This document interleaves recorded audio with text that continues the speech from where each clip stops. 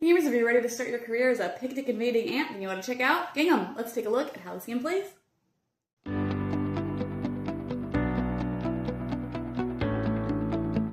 In this game, players are trying to score the most points by being clever ants who are eating all the food at the picnic. Players will start with their 26 ants, 4 claim tokens, 2 queens, and their score pad that they will keep secret from other players. And on a player's turn, they will be playing on one side of the board. So you can come from any of the sides of the board, and once that side is selected by the first player for the round, everybody will have to play on that side. And then on your turn, you will go ahead and place one of your queens, and then you'll be able to choose a spot in that row up to and including the stitch to place one of your ants. So maybe I'll start out at the edge, and then another player might come in and start out a little bit farther in. And then that player might play here for one of their ants, and then the next player might play here. And players would continue to play around until everybody has done both of their queens. If a player completely surrounds a suite, that could be at the edge of the board, having 2 surrounding it. If it's in a corner, it only needs 1, but if it's closer to the center, then it will need 4. They can choose to claim that one. So they'll score 1 point for everyone in the stack, so just 1 point, and then they'll put their claim token on top of that.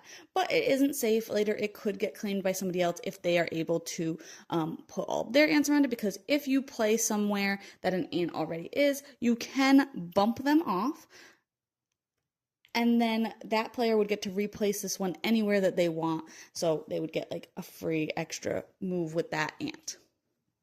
Another thing that can happen is if you are able to connect 2 sweets of the same kind. So in this case, I've connected these 2 cupcakes. It doesn't matter if I've claimed it or not, just if I've connected them. So I could not have claimed it potentially.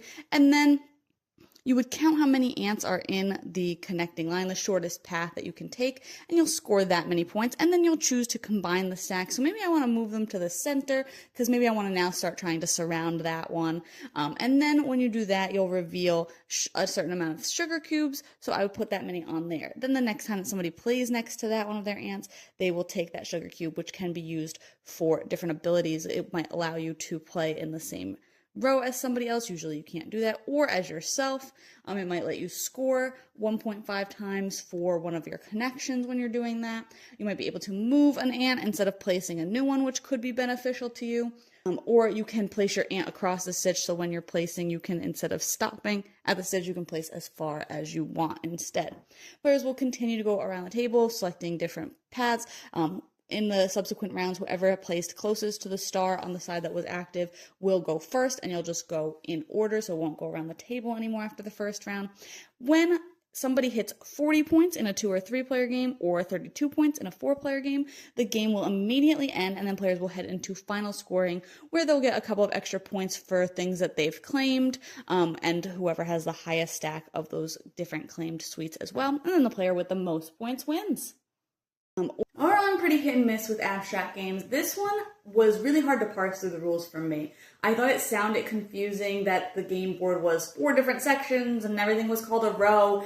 To me, it just kind of felt a little clunky to read through the rules. Once I started playing it, it did make more sense, and I liked that it was a little bit easier to actually play than I thought it was getting through the rules.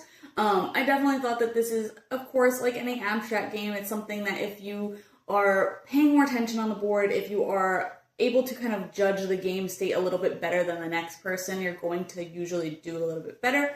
I also thought that the bumping mechanic was interesting. Usually I like that you can't be blocked off of spaces, you just have to give something basically to an opponent in order to take a spot that maybe you want. But I also think that sometimes that can kind of feel a little unfair if somebody is getting bumped a lot and thus getting extra turns, so to speak, and some other players are maybe not getting bumped as often, and so they're kind of just stuck with whatever spots are left for them because they don't want to then bump other players and give them more benefits. So I thought that there was a lot of give and take with this, and I think if you're playing with people who are kind of all at the same level, it's a little bit better because I think that you're not going to have as much of that kind of feeling where somebody's doing a lot better than somebody else because of a skill issue.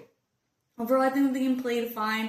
I thought it was interesting that the points were supposed to be hidden because then you can't always judge the game state as well, and that kind of plays back to that bumping mechanism of saying like, oh, I'm not going to bump this person because they're currently in the lead. So it's a lot of memory for seeing like, oh, who do I think has the most points based on what has been happening on the board. But I do think that's interesting that the sweets will move around as things are going to get kind of compiled into different piles.